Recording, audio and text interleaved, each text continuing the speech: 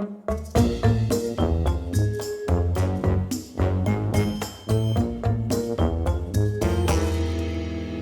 everybody, Zee Garcia here. So I've been playing a lot of Arkham Horror, the card game lately. Just been enjoying that game tremendously.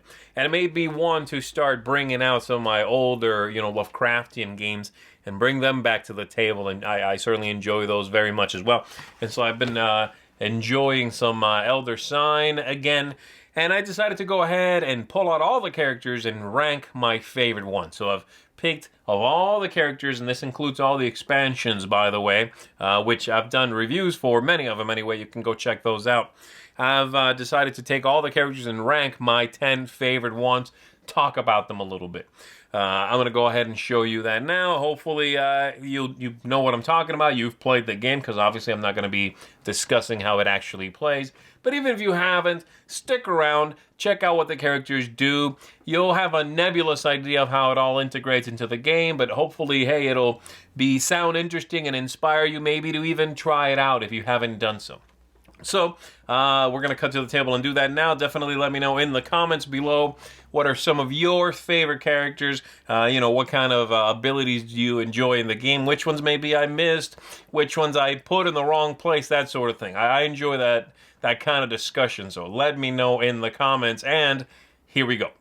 My number 10 here is Sister Mary, who is from the base set of the game, and she has a power that lets her ignore lingering effects and lets her ignore locked dice. So whenever those things would affect her, she can simply ignore that.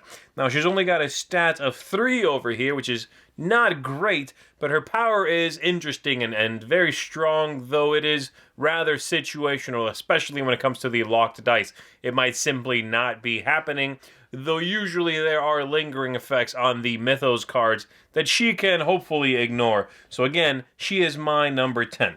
My number 9 here is Hank Simpson. He is from the Omens of the Deep set, and he has an ability that says once per turn, whenever he would lose sanity or stamina, he can prevent one of that loss. It's once per day only, so it's not as powerful as it perhaps sounds, but he has nice stats, fairly balanced, and he is a strong character. I like the ability to keep him around for a longer time using that special power. So he's my number 9.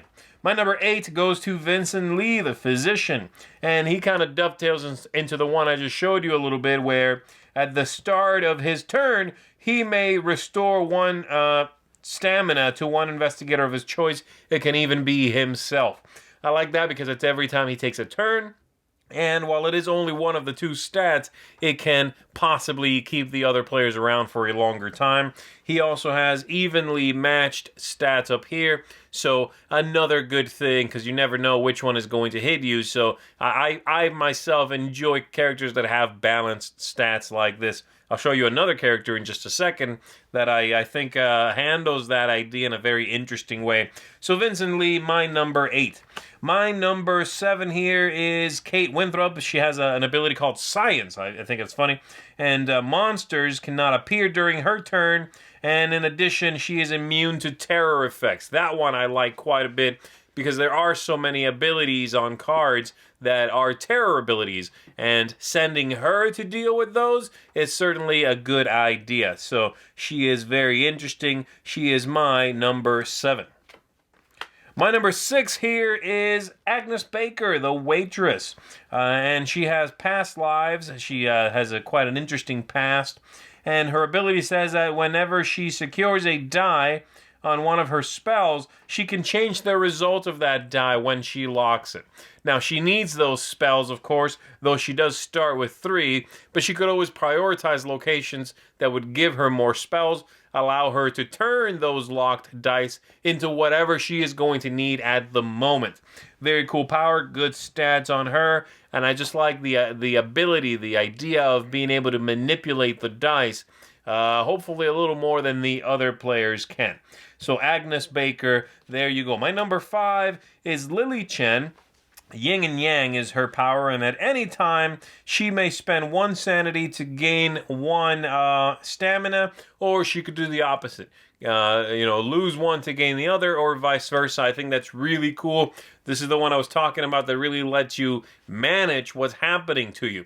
So if I keep getting hit over here, in my stamina, well, I'm just going to channel some of my sanity over to it and try to keep these evenly balanced, or perhaps prioritize one if I feel like I might get hit. And since you can do this at any time, as I'm about to enter into a location that I know the penalty is for, say, sanity, I'm going to channel some of this over here so that if I do get hit, I don't go down. Really interesting power. Technically does not affect anything outside of myself, right? Doesn't affect the game state really, which is why she's probably not higher up in my list here. But I still like the fluidity of this, the idea that you can just do that at will, anytime. So that is my number 5. My number 4 is Daryl Simmons, who has a pretty cool power that comes into effect quite a bit.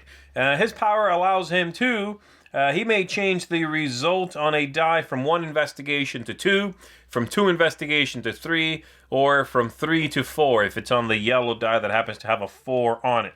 It's once per roll, so he can do that every time he rolls. If you prioritize adventures that necessitate or call for investigation, which it's quite a few of them. Most of them need some form of investigation, and there's a few that need a ton of investigation. Then this is your man right here. I think his power is very cool. It always allows you to get a little bit more investigation. It's also nice and thematic. It just works for me, and I do like his power quite a bit. He also starts with his sanity is a 4, not a 3, which is, again, I start to get a little nervous when one of their 2 stats begins at just 3, and that's the max they can have on it. So I do like this character quite a bit. Next up, we've got Jim Culver here, who has Strange Luck as his power, and once per turn, he may focus or assist even when a roll is used to successfully complete a line on a card. And that's cool, because it lets him, how often do you get that roll where, yes, you achieved something, you were able to do it, but you wish you could keep possibly all or some of the other dice you rolled, but no, you need to pick them all up and re-roll them again. And Jim here is going to allow you to keep one of those at least, so that you don't have to re-roll that one and hope to get it again, get something useful again. So I like his power quite a bit. He's my number 3.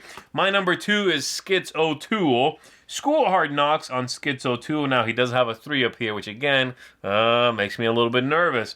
But his power is quite good. Once during your turn, after you roll your dice, you may re-roll all of the ones showing whatever result you want to. Great way to look for something you need to complete a line. Great way to roll out of a terror attack. Just very versatile, very able to adapt to what's going on. The only thing here is that, yes, it's a little lucky, because if you rolled quite a spread, you'll only re-roll maybe 1, maybe 2 dice.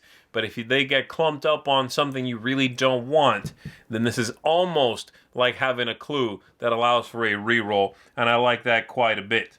And then lastly, my number 1 is Amanda Sharp, and you can probably guess why. As I just said, I hate when you have that roll, and you can use a lot of it, and that's fantastic, but you are going to fill in 1 line and re-roll the rest of the dice and maybe not get that great roll again. Well, with Amanda here, you are not going to have that problem, because she can complete as many, any number of tasks per roll as she wants to.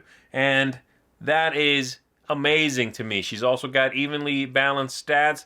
She can go to locations that have a lot of lines with few tasks on them, few dice faces on them, and really, just do some damage to those. So usually you want to prioritize her to locations like that, assuming that you know which ones they are, unless you haven't been there yet. But I love that. She is by far my favorite character. I like her ability quite a bit. Often comes into play, I've found. And as I said, her balanced stats just pleases me, because I don't have to worry too much at the beginning as to where I'm going to be targeted. So there you go. That's my top 10 characters from Elder Sign. And as I said, some of them, this is from base set over here. We've got base set there as well. This is from the Omens of the Deep base set. this one here. Let's see here. Oh, yeah, this is from Omens of Ice, Agnes Baker. We've got Lily here's also Omens of Ice. Base set. This one is from the Unseen Forces set. And then lastly, Skids is from Gates of Arkham.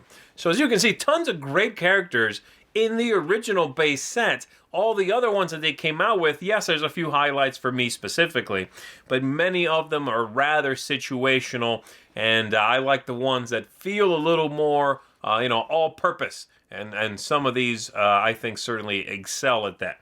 So there you go. Hopefully you enjoyed checking that out with me. If you have never played the game, give it a shot. It's a nice dice-driven co-op game. You can play solitaire very well also. And so there you go. Those are my top 10 characters to be found across Elder Sign. Thanks for checking this out. I'm going to see you on the next one. Thanks so much for watching the Dice Tower videos. Find more great videos and reviews, as well as our top-rated audio podcast at Dicetower.com.